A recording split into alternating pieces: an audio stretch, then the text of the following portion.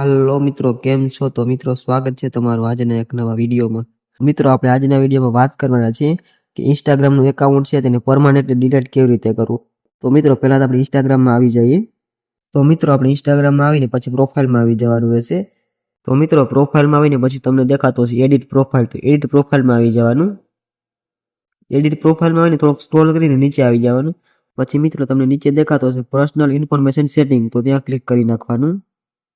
પછી મિત્રો અહીંયા આવું ઇન્ટરફેસ જોવા મળશે. પછી તમને નીચે દેખાશે જે પર્સનલ ડિટેલ, તો પર્સનલ ડિટેલ છે ત્યાં ક્લિક કરી દેવાનું.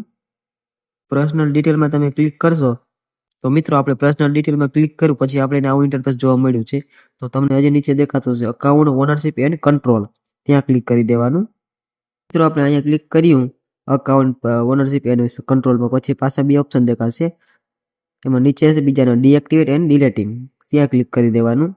ડિલેટિંગ એન્ડ ડીએક્ટિવેટ પર તમે ક્લિક કરશો એટલે પાછું તમને પૂછશે તમારું જે ઇન્સ્ટાગ્રામનું એકાઉન્ટ છે તે કયું સિલેક્ટ કરે. આપણી પાસે એક જ એકાઉન્ટ છે, આગળ ક્લિક કરી દેવાનું. મિત્રો આપણને બે ઓપ્શન જોવા મળશે, ડીએક્ટિવેટ અકાઉન્ટ અને ડિલેટિંગ. તો અહીંયા ડિલેટિંગ સિલેક્ટ કરી અને પાછું કન્ટિન્યુ નીચેથી કરી દેવાનું. અહીં જો તમને કન્ટિન્યુ ઓપ્શન દેખાય ત્યાંથી કન્ટિન્યુ કરી દેવાનું. તો મિત્રો તમને નીચે કન્ટિન્યુ દેખાશે તો કન્ટિન્યુ પર ક્લિક કરી દેવાનું. કન્ટિન્યુ પર ક્લિક કરશો એટલે ડિલીટિંગ યોર ઇન્સ્ટાગ્રામ અકાઉન્ટમાં તમને ઘણા બધા ઓપ્શન જોવા મળશે. તો તમારે કોઈ પણ એક રીજન સિલેક્ટ કરી લેવાનું. આપણે સિલેક્ટ કરીને ક્રિએટ અનધર અકાઉન્ટ, તો અહીં આપણે ક્લિક કરી પાછું કન્ટિન્યુ પર ક્લિક કરી દેવાનું.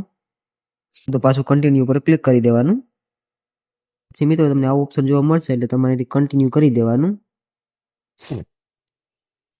પછી મિત્રો તમને પાસવર્ડ પૂછે, તમારું જે અકાઉન્ટ છે તેનો પાસવર્ડ નાખી દેવાનો. ચાલો પહેલા આપણે તો પાસવર્ડ નાખી દઈએ.